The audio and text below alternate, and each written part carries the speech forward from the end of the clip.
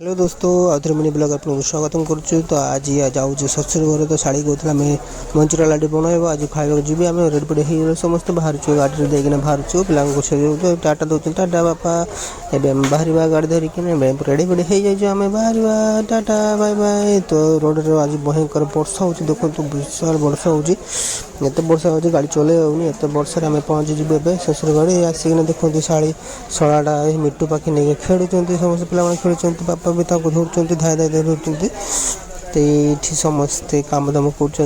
घर एंजय कर देखो ये मंचूरा लाडी बनाऊँ छाड़ी आ मोर वाइफ तो ये बनाला पर आम खाइकिन रही खाऊ आम मंचूरा लाडू हे के भल लगुच ना पुओ बढ़िया अच्छे आ बढ़िया लगला ये मंचूरा खाइले खातु ना सब्सक्राइब कर जातु